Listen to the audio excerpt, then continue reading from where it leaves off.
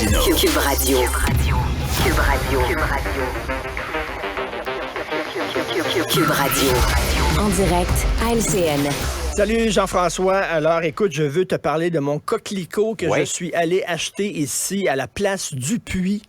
C'était un monsieur bardé de médailles dans son uniforme. Un monsieur, à quel pays vous avez servi?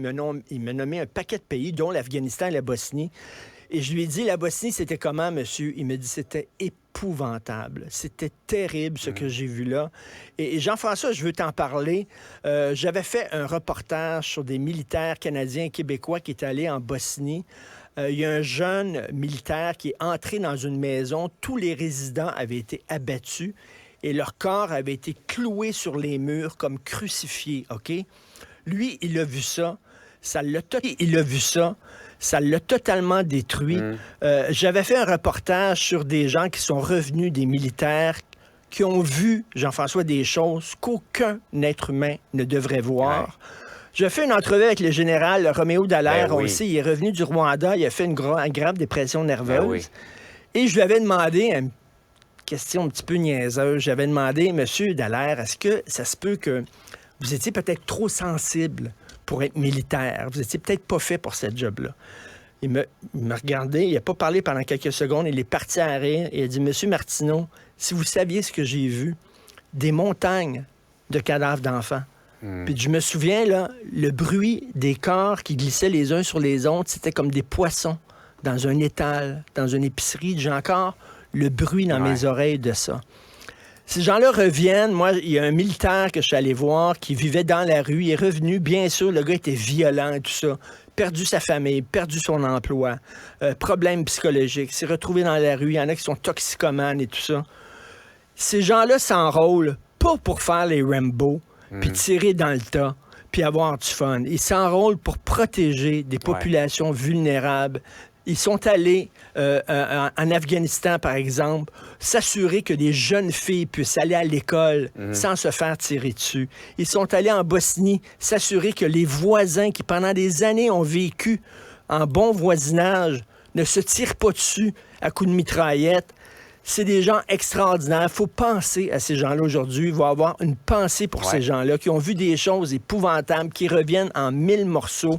Il faut avoir beaucoup de respect pour nos militaires, hommes et femmes qui sont allés là-bas. Il y a ceux qui ont fait le sacrifice de leur vie aussi, mais il y a ceux dont la vie a été complètement chamboulée par ce service-là. Il ne faut jamais les oublier. C'était bien de le mentionner, tout à fait. Richard. Par ailleurs, on revient sur la pénurie d'Advil et de Tylenol pour enfants dans nos pharmacies. Quoi qu'en pense le Toronto Star, c'est pas à cause du bilinguisme. Le Toronto Star, ils ont dit c'est à cause du bilinguisme. C'est parce qu'ils doivent avoir une étiquette en français et en anglais. Et c'est pour ça qu'on manque d'Advil. Tu sais que le bilinguisme cause des ongles incarnés au Manitoba. Alors, une particularité incroyable d'ongles incarnés, ça a l'air qu'à flinflon, lorsqu'ils entendent parler français, leurs ongles poussent de façon incroyable. Ça perce les souliers, mon gars. C'est incroyable. Et il y a aussi une espèce d'hémorroïde aussi qui est vraiment causée par le bilinguisme. Il y a un proverbe qui dit, lorsqu'on veut tuer son chien, on dit qu'il a la rage. Là, on est rendu, ils ne savent pas quoi inventer pour rendre les Québécois responsables de tout ce qui ne fonctionne pas au Canada.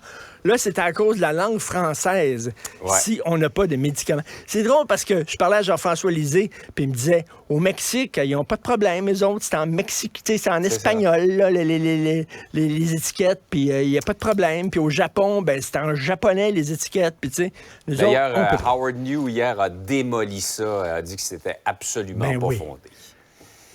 Tout à fait. Aux États-Unis, maintenant, les médias de droite américains lâchent de plus en plus Donald Trump.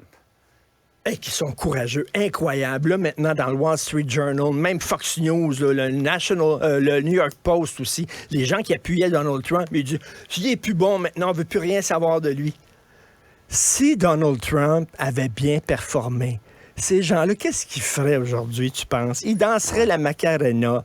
Ils diraient qu'il est extraordinaire. Même si le gars a encouragé des coucous à rentrer au Capitole, armé jusqu'aux dents, déguisé en Fred Flintstone. Lui, il a dit c'est une bonne affaire. On aurait dit c'est fantastique. Si soudainement on prend un pas de recul, c'est rien que parce qu'il a perdu. C'est tout. Il y a personne qui croit à leurs supposément beaux principes et tout ça. Je trouve ça d'une hypocrisie incroyable. Et même là, les républicains disent, ben là, Donald Trump et tout ça, c'est parce qu'ils leur donnent pas la victoire, Absolument. On sent qu'il y a des voix de plus en plus qui se libèrent dans le Parti républicain. J'entendais Paul Ryan hier. Oui. Qui parle ouvertement contre Donald Trump. On n'aurait pas fait ça, effectivement, s'il avait livré la vague mardi. Hein. Tout à fait, tout à fait. Bon week-end à tout le monde. Absolument, fais attention à ton bilinguisme. Là. Oui. Ça cause toutes sortes de maladies épouvantables. Cube Radio.